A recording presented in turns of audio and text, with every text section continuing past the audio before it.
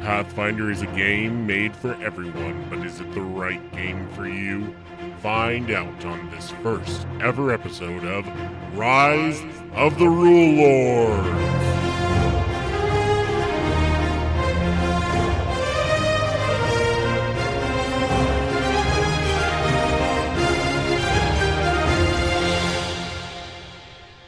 Welcome, adventurer, to the first ever session of Rise of the Rulelords. My name's Pete, otherwise known as Dogs Not Gods Online. I will be your kind and benevolent Rulelord as we undertake this quest to learn how to play Pathfinder 2nd Edition. Yes, this is going to be an educational podcast to go over the rule set for Pathfinder 2nd Edition, learning how to play as well as GM. Am I doing this because I think that Pathfinder is a hard game to play or GM? No! I'm doing it because I hate reading!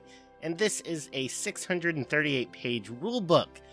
I think that there are probably other people like me who either don't have the time or energy to read or just have a lot of other things to do like work or drive while working or working on their driving. This is a game I think people are going to both love playing and GMing. And I say that as a person who came into this game not really liking it. I was a first edition player and change was new and scary to me. But now I'm a GM for two different 2e groups. I'm a mod on the Pathfinder 2e subreddit. I've come up with a 1e to 2e conversion guide, homebrew weapons, so I really do put a lot of effort into this game and probably an ungodly amount of money as well. I have the deluxe version of the core rulebooks, all the Lost Omen guides, the modules, the adventure paths, the card sets, the bestiary cards, the bestiary pawns, all the other pawns, and none of this is to brag. It's a warning. So when I say that this is a game that you're going to enjoy, know that I came from the same perspective that you are now. Someone who's new to the game and isn't even sure if they want to play it. And that's what this first episode is going to be going over. Some of you are probably wondering by now, what is a Rulelord? You've said Game Master a bunch of different times. Isn't that the term that you should be using? Well, yes, Game Master is the term for someone who is running the game of Pathfinder 2nd Edition, but Rulelord is also a term that I'm going to be using for the duration of this podcast. Why? Well, first off, it's a pretty obvious callback to Paizo's first adventure path called Rise of the Rulelords. Paizo, of course, is the lovely company that made both 1st and 2nd edition, as well as Starfinder, which is basically Pathfinder in space! It was also a missed opportunity, Paizo. It was right there for you to have your own trademarked version of Dungeon Master just for yourself, but now it's mine. TMTM, LLC.com. But it's also the term that I'm going to be using sort of as an antithesis to this idea of a rules lawyer. Someone who's happy to argue over the rules just to get a little bit higher in initiative order. Someone who will stop the game and ruin everybody's fun just because they want to be right. Rather, a Rulelord is someone who's going to know to mix the rules as written with the rules as intended. They'll happily check themselves if they think that there's a call that might be ruining the fun of the game. In fact, there is only one rule for the Rulelord that is placed above all others. All the rest of the book can be thrown aside for this one rule. It's so important that it was written on the first page of the first chapter of the core rulebook. And it goes a little something like this. The first rule of Pathfinder is this game is yours. Use it to tell the stories you want to tell. Be the character you want to be. And share exciting adventures with friends. If any other rule gets in the way of your fun, as long as your group agrees, you can alter or ignore it to fit your story. The true goal of Pathfinder is for everyone to enjoy themselves. Or, as I'm going to be putting it, don't let the rules rule you. That said, I am going to be going over the rules as written. No, I'm not going to read them verbatim. That would be super boring. And if Paizo wanted to get their own audiobook version of the core rulebook, well, frankly, they should be getting someone with a better voice than mine, like No Nats. His voice is so sexy. I'm not going to be spitting any hot takes or anything like that, like a top 10 list or saying, this rule sucks. I'm just going to give you some light commentaries, some resources, examples, things so that you can have these rules in your tool belt. I'm not here to tell you how to play. I'm here to tell you how to play. So some of you are probably wondering by now, what even is a Pathfinder and what makes 2nd edition so special? So to understand that, we have to go back to the olden times, to the far-off year of 2000. I feel so old. Phones were bricks, cursive was an essential skill, and Leonard Nimoy was convinced that computers were gonna kill us all. How could the omission of 2 simple digits affect the destiny of all humankind? It was a terrible, dark time indeed, but from this darkness, there was a light. A new tabletop roleplay game rebuilt from a classic game, Dungeons & Dragons 3.0. It revolutionized the game with a new emphasis on character creation, a D20 system, as well as a completely streamlined rule set. Or so it seemed. There were actually a couple of issues, so Wizards of the Coast ran a new playtest, changed some things, and then like a phoenix from the ashes came Dungeons & Dragons 3.5 edition. And there was much rejoicing. But lo, it was not to last, as a new foe, video games, looked to corner the gaming market. So Wizards decided to take their tabletop roleplay game and make it more like a video game, but still a tabletop roleplay game for some reason. And nobody really liked that. But a hero rode in, responding to the calls and cries of the masses. The previous publisher of Dragon Magazine saw the broken and discarded remnants of 3.5 and was like, hey, can we have this? And the Open Gaming license was like, yeah, sure. That heroic company, of course, was Paizo Publishing, now just known as Paizo. They took the 3.5 rule set, ran a playtest, changed a couple more things, created their own world, and thus Pathfinder was born. Set in the world of Galarian, Galarion, G-World. Pathfinder built on the foundations of 3.5, fixing more rules, creating new classes, and publishing even more content, outselling D&D proper for a time. From 2007 to 2018, Paizo published 21 rulebooks, 24 adventure paths, 61 modules, a beginner's box, and created a community play program called Pathfinder Society, which still goes strong today. But you can only do the same thing for so long, and 1st edition suffered from something called rules bloat. Things started to conflict. Some things just weren't appealing, and other things felt a little restrictive, like you had to have certain feats or items in order to progress in the game at all. Frankly, it was probably time for a change. Paizo had already tested out a couple of new concepts in a rulebook called Pathfinder Unchained, and had also created new rules in their recently published Starfinder, which had actually done very well. And so with a couple new ideas under their belt, Paizo created a new playtest, and they went all out. They created a new adventure, a new character sheet, a couple maps, and even made a hardcover version of the rules, a deluxe edition as well. But this is where a couple of people kind of muddy the waters on 2E a little bit.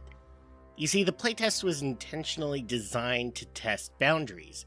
They really wanted to see what things needed refining, what stuff players liked, what stuff players didn't like. They pretty much threw spaghetti at the wall, which meant that there were some mechanics that people were not fans of.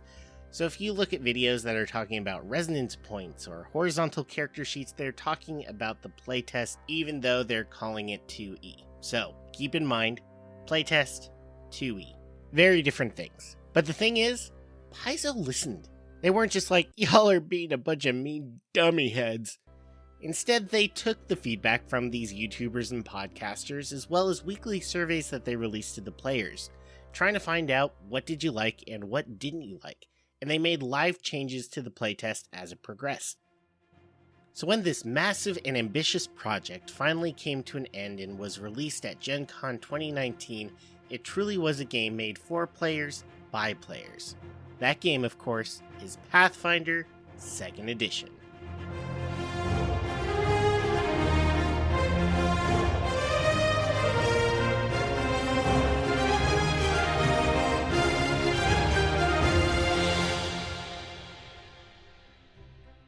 While still a fantasy tabletop roleplay game at heart, just like Dungeons & Dragons, it's no longer in its shadow. While the main draw of 1st edition was that you could go between 3.5 and 1E, 2nd edition is its own unique game. It's a simple, complex game that gives you unparalleled access to choice. What do I mean by that? Well, there's simple and complicated rules, and simple and complex games to play. A game with simple rules is like Monster of the Week, a staple of the podcast Adventure Zone. The reason for this is because your character sheet is created just by checking boxes. You're never going to use more than 2d6 dice, and really it's all narrative based, which is why that podcast chose to use it. You're not really bogged down by a lot of rules, and so it's really easy to just pick up and go. An example of a complicated game might be like Eclipse, which I'm not even going to try to explain because when someone tried to explain it to me, it took 5 hours and we hadn't even gotten around to playing it yet. Games can also be simple or complex to play. So a simple game might be like checkers. Everyone knows checkers. You just get to the end, you create a king, then you can start going backwards. Super easy. But then you have more complex games like chess, where pieces have different movements, where there's strategy involved, where some pieces are more valuable than others. It doesn't make chess hard to play, it just means that there are some more crunchy rules. So when I say that Pathfinder is a simple, complex game, that's not a contradiction. The simplicity comes from how plug and play the style is, how you can really understand something just once, and you're going to understand how it works all the time.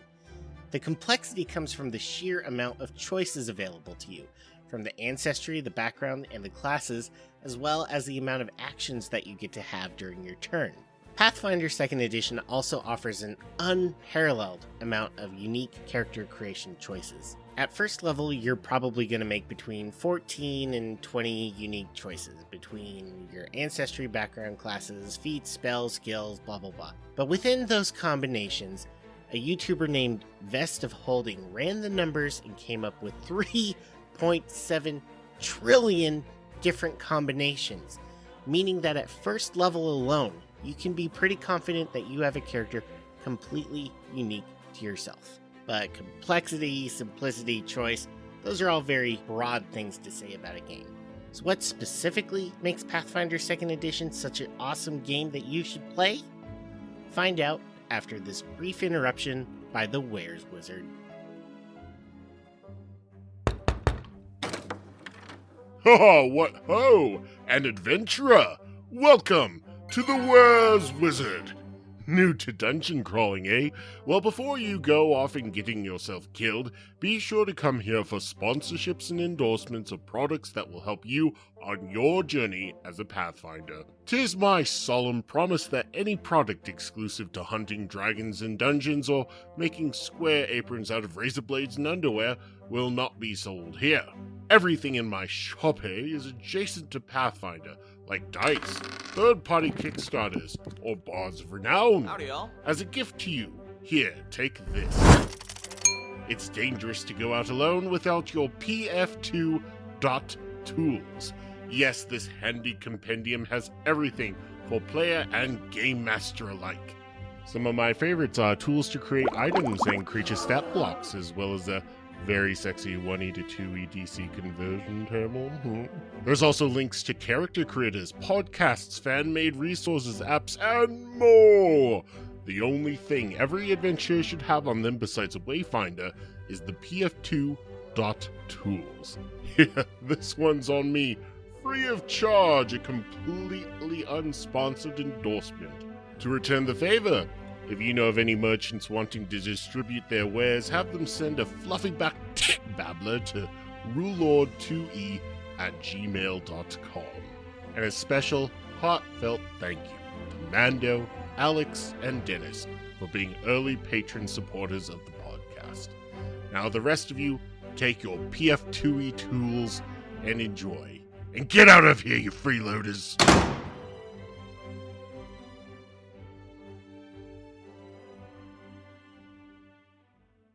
So we know what Pathfinder is, but what makes 2nd edition so special, and why should you play it?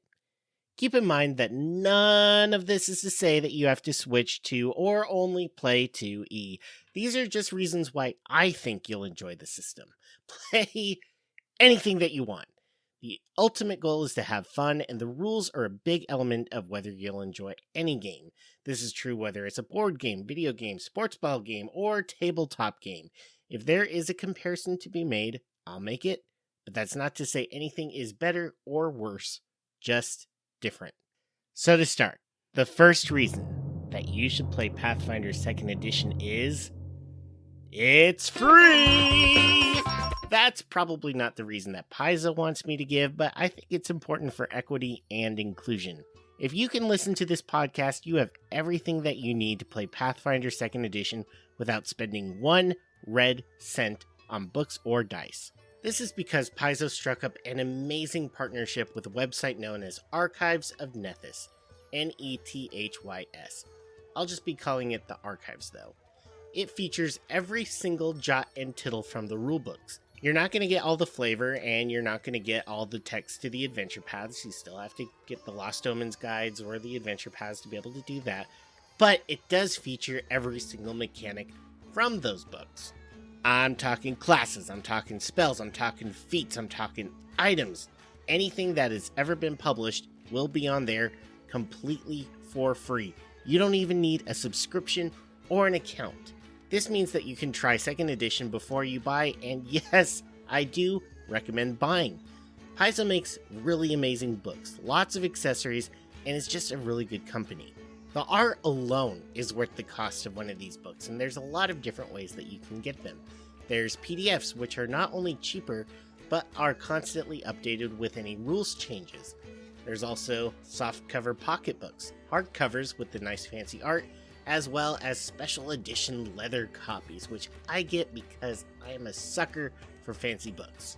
So if you do have the money, please go support Paizo, but I also know that gaming can get expensive. I definitely know that gaming can get expensive. But if it's a choice between a book or rent, please choose survival, but just know that you can also have fun too. This next reason is the big one. It's the crown jewel of 2nd edition, the meat and potatoes, the real reason that you are either going to love or hate this game. And that reason is the 3-action economy. To understand why it's so special, we need to look at how other games, especially 1st edition, run their action economy. In 1st edition, you had a move action, a standard action, and a free action. That's 3 actions too, but they were very restrictive. With movement, you could only move. You could use it to do things like stand up or take a step, but it was only movement, meaning if you didn't need to move, that turn was essentially wasted. You also had the standard action, and this is where all the real stuff happened. The hitting, the spells, doing a feat, drinking a potion, all of that stuff. But you only had the one shot, meaning that if it was something that you were doing in combat, if you missed that shot, that was it.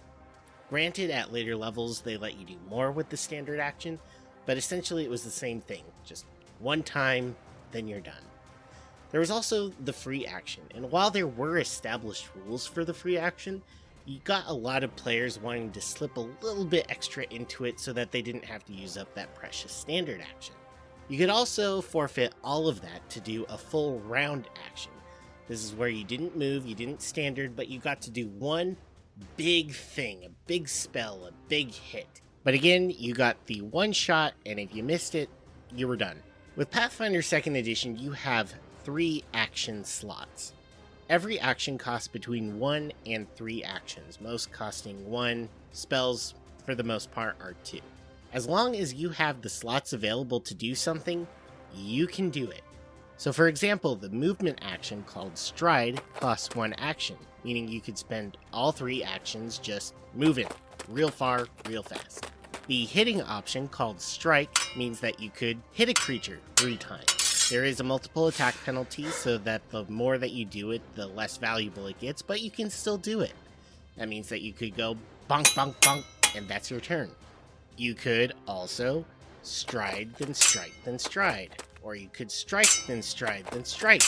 Or you could stride, stride, strike. Or you could strike, strike, stride. Or you could do all these different combinations with just those 2 actions. The thing is, though, there's 17 basic and 14 special actions available to everyone.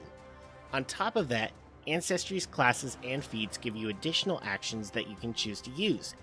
Each one, again, costs between 1 and 3, giving you a huge array of things that you can do during your turn.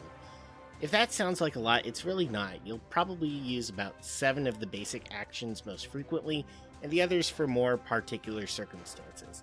But they're available to you, and you can use them however you want. And I know I said 3 action economy, but really it's 4 because of a thing called a reaction. In first edition, there was a reaction that everyone had called Attack of Opportunity. If you left combat or tried to go past a creature that could hit you, you could get hit outside of combat by that creature. That could be really fun, especially for martial characters if a creature tried to go past you, but it meant that for GMs, you really didn't want to move your creatures all that much because it could get taken out real quickly. Likewise, if you were a spellcaster or someone who was really squishy, you probably didn't move also because you really didn't want to get hit because they had a really good chance of hitting you. This meant that combat in first edition was very stagnant. You basically moved, then you kept on hitting back and forth until someone died, and then you moved again, and then you kept hitting back and forth until someone died. Not a lot happened. In second edition, Attack of Opportunity does still exist. However, only certain classes get it and only at certain levels, and only about 13% of creatures still have it. Instead, what most classes as well as creatures have are reactions, things that are set off, again, outside of their normal turn order, but only if that reaction is triggered by a specific set of circumstances. For example, the champion's Liberating Step? is a very powerful move. It can help reduce the damage that an ally takes as well as give that ally a chance to step. However, it's only activated when an ally of that champion is within 15 feet of them, as well as if that ally is damaged, grabbed, or grappled. I know this rule very well because I have a player who uses it all the time. Other reactions, like the Medusa's Biting Snakes reaction, only activate if a creature ends its turn next to the Medusa. These reactions add both strategy and freedom to combat during the game. It makes moving a much more viable turn and should encourage game masters and players alike to really utilize the map space. There's a lot less for you to avoid, and sometimes staying still just makes you a better target. This massive overhaul to how combat works completely changes the game. While roleplay is just as important a part of Pathfinder as combat, you're going to be spending about half of your time in combat. So you want it to be dynamic, you want it to be exciting, and you want it to be fun. And that's exactly what 3-action economy provides. Earlier I mentioned how Pathfinder has a very plug-and-play style system. That comes from its use of feats, traits, and conditions. Feats are those weird things at the end of your legs, but also they're special powers granted to players. Each class has a table showing what kind of feats are available and at what level. So when you level up, all you have to do is look at that table, see what kind of feat you get, go select the feat, and you're done. Plug and play. Traits are a set of keywords that are applied to just about everything. Spells, feats, equipment, what have you. They're sets of rules that don't need to be repeated all the time but mean the same thing every time that they are applied. So for example, some weapons have the Agile trait, which reduces the multiple attack penalty. So if you find one weapon that has the Agile trait in a treasure chest, but maybe it's something you like a little bit better, maybe it has some runes on it, if it has that Agile trait, it does the exact same thing as another weapon that you might have that also has that trait on it. Very simple. Conditions are a set of penalties and bonuses that again work the same way every time whenever they're applied. So for example, if you get sickened from a spell, and at a different juncture you get sickened by a potion, that sickened condition works the exact same way even though it was caused by different methods. Granted, the potion and the spell probably have a couple of other things that are unique to them and how they impact you, but the sickened condition works the exact same way every single time. Some conditions also have numerical values to them. For example, if I am stunned 1, I lose 1 action. If I'm stunned 3, I lose 3 actions. Again, very, very simple. And that's the point. There's no reason to argue or rules lawyer. The traits and conditions are straightforward and apply the same way every time unless a more particular rule overrides them. And a nice, solid third reason for wanting to play Pathfinder is the power. That comes in 2 forms, criticals and proficiency. You've probably heard of the Nat 20, the critical hit. Well, we have those in Pathfinder too, but there's more ways that you can get them. The first way comes from the humble roll. If your roll plus your modifier is 10 or more of the DC of whatever you have to beat, that is a critical success. So for example, if I have to beat a DC 18 and I have a modifier of plus 10, if I roll a 18 and then add that 10 modifier, I have just gotten a critical success, even though it wasn't a natural 20. Of course, if I do roll a natural 20, it brings my level of success up 1 step. I know that's a little bit of a clunky term, but 99% of the time, that's going to end up being a critical success too. The reason that rule is there is because Pathfinder 2e has various levels of success. Critical successes, successes, failures, and critical failures. What that means all depends on what you're trying to do. If you're in combat and get them with a melee strike, that critical success doubles the damage. Whereas if you're doing a basic saving throw, you might have different effects based off of whether it's a success or a critical success. Pathfinder is a very balanced game, but there might be times when a little unbalancing is required. Say your players are talking to Asmodeus, the evil god of law. Well, Asmodeus' AC is 31, and your modifier is 10, meaning that even if you rolled a natural 20, the number never gets up to that 31 threshold. However, because you rolled a natural 20, it brings that failure up to a success, meaning that you just smacked Asmodeus in the face. The rules are, of course, inversed for critical failures. If you do 10 or less, that's a critical failure, or if you roll a natural 1, that brings the level of success down by 1 level. But let's not think about that. You also gain power through the proficiency system. This is a way for your character to get naturally better at whatever it is that they do, without you always having to improve on whatever special ability there is for your character. For example, say that you're an archer. You might feel inclined to take every single archery-based feat just so that you can be the best archer that you can be. However, with the proficiency system, your ranged attack rolls are going to get better every single level. That means that even if you don't take one archery feat, you're still going to be really good at archery. So that gives you some freedom to maybe expand into stealth or diplomacy or medicine if you want to give your healer a break. Because of this natural progression, you're always going to feel stronger at every single level. A creature that was hard at one level is going to feel a lot easier at another. This gives you a very real sense of progress. There's one other additional reason that I want to give. It's not play related, but I think it deserves a mention. Pathfinder is a very progressive game. Now, I'm not talking about politics, I'm talking socially. This game respects how different people use gender, and has characters of various sexual orientations. When you look at the art, a lot less people are Caucasian or male. When you see a woman, they won't be going into battle in lingerie. Even when female monsters are there, they're not just succubi. When you see a person of color, they won't be a caricature. The word ancestry and heritage was a big change from using race, primarily so that race, something that still impacts people on a very deep personal level, wasn't something that became gamified. Those words are also more accurate. We all come from somewhere, and there's things that make us different, and melatonin isn't the primary one. As Redditor Edawir put it, ancestry is a mix of your biology, history, culture, and personal quirks, representing both the ways that you've been brought up and the ways you developed your connection with your past later on. The addition of heritage zooms in on that past and the traditions you grew up with. It helps make the game more welcoming to everyone, and in the near future, even adding assistive items so that you can play as a disabled but equally capable character. For some people, these changes mean nothing, but for others where representation means a lot, Pathfinder's got your back. So those are my big reasons. There's a couple more that I could probably go over, but those are the big ones. The 3-action economy, the plug-and-play style, the power, and it's inclusive. So what do you think? Do you want to play? Do you want to know more? Our next episode will be a quick and dirty guide to playing, followed by a quick and dirty guide to GMing. But while you wait for those, I want to leave you with a couple of resources.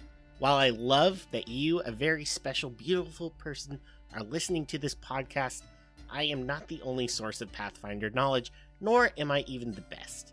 I'm choosing to cover a niche topic in my own way, but there's lots of other content creators out there doing the God's work. None of these people are sponsors, I just want you to be aware of them and to go check them out. For more education on how to play Pathfinder, I can't recommend How It's Played enough. It was formerly called Basics for Gamers. The way I'm planning to run this podcast will be like your GM giving you advice. But watching Dave host is like taking a college course on playing Pathfinder. He goes into very detailed explanations on how the rules work, give examples, and even uses pictures. His in-depth analysis is second to none. So if you want to learn the game, go subscribe to him.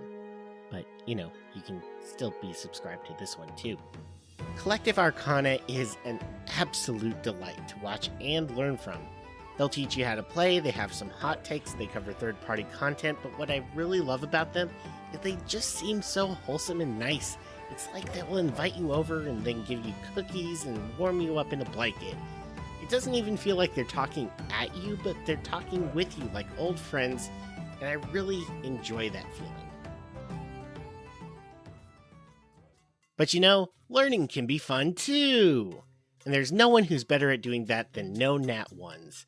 He's basically the XP to level 3 for Pathfinder, specializing in skits, lists, reviews, hot takes, and everything else. But for rules learning, he's got this wonderful beginner guide series which helps people with their first level characters. First level is often where new people start, so this is a great intro from anyone from untrained to master level proficiency. Deadly D8 is also a really fun YouTube channel that makes cartoons of really fun and probably obscure rules. It gives you a nice appreciation for everything you might not have even known existed. Weasels, bag of weasels, it's a big ol' bag of weasels, bag of weasels, yeah. Other channels like Sir Vertigo, Venture Captains, and Tower of Tomes go into Galarian, G-World lore, and the world of Pathfinder. I also want to recommend the channel Q Times, spelled like how the Brits use it. They have a really good video series covering the classes and looking into each one of their abilities, describing how it's used and when it'd be useful. That's a lot of video channels, but you came here for a podcast, and there are some really good ones out there too. No Direction Podcast specializes in news, reviews, and interviews of all things Paizo. They're not set out to teach you how to play, but you'll learn a lot about its development from the Paizo staff that frequently go on there. Dice Don't Die also has a deep dive series into all the 2E classes. You have no idea how many takes it took me to say that. Their class series is probably why I won't be going into any class-specific episodes in the near future, because they already did it so well. Go give them a listen. My guess is that once the classes are done, they'll go into the ancestries because they have some very strong opinions about goblins and humans. Finally, the podcast that inspired this is Trailblazer Academy, formerly known as Pathfinder Academy. This is another rules-based podcast helping you learn how to play Pathfinder 1st Edition. However, they just got into starting to cover 2E stuff, so they'll be a great resource for you as well. Of course, there's an amazing community out there for you as well. The Pathfinder 2E subreddit and the Paizo forums are great places to talk to people about any questions you have, to see cool new content made by people like you. And speaking of Paizo, they have a great YouTube, live stream, and Discord to join, so go give them a bump too. Before you go, it's time for the Rulelord ruling. This is a segment where I'll act as judge, jury, and, stenographer of your Pathfinder rules disputes. If you have a dispute you want settled, go to Twitter, tag me at Rulelord2E, and use the hashtag Rulelord to summon me to look at your case. Our first case comes from Paralyzed in the Pacific Northwest, who asks, when my group encountered a basilisk, my GM hit me with the petrifying glance reaction while I was still moving to attack. I failed the save and lost an action to the slow condition. When my turn started, he said I was still slowed 1, even though it says I regain an action at the start of my turn. This was a big deal since staying slowed allowed the basilisk to petrify me. Who's right? Before I give my ruling, let's get some housekeeping out of the way. Rise of the Rulelords uses trademarks and/or copyrights owned by Paizo Incorporated under the Paizo Community Use Policy, paizo.com/community use. We're expressly prohibited from charging you to use or access this content. Rise of the Rulelords is not published, endorsed, or specifically approved by Paizo. For more information about Paizo Inc. or Paizo products, visit paizo.com. Everything in this podcast was an endorsement because I really like the services they provide, but not an endorsement of any other views they may espouse if they go to the dark side. The theme for this podcast was made by Dragon's Music, who was a true pleasure to work with, spelled with the EN at the end. Other music also provided by Tabletop Audio. If you want to help me out and get a couple cool rewards, you can do so at patreon.com/Rulelord2E. I also have a Twitter account at Rulelord2E. If you have a product and would like to sponsor this show, email a request to Rulelord2E@gmail.com. In other words, find me everywhere at Rulelord2E. Now, court is back in session. You are both wrong in different ways. Your GM shouldn't have hit you with the petrifying gaze mid-move. The reaction states the trigger is any creature the basilisk can see at the start of the creature's move. So moving into the basilisk site wouldn't have triggered the reaction, only staying where it could see you before your next turn would. Secondly, if the condition has been properly applied, yes, you were still slowed. A major rule for Pathfinder is the specific overrides the general. The slowed condition does say that you regain an action at the start of your turn. However, Petrifying Glance causes a creature to be slowed for a minute, a specific rule which overrides the stated effect in the slowed condition. Sentence: player has to give up a hero point, and the GM has to give it right back. I was the GM in this case. I did it bad. So, did you learn something? Did this episode persuade you to try Pathfinder 2e? Let me know on Twitter at Rulelord2e. And make sure that you subscribe to the podcast to get more episodes. Until next time, remember, don't let the rules rule you.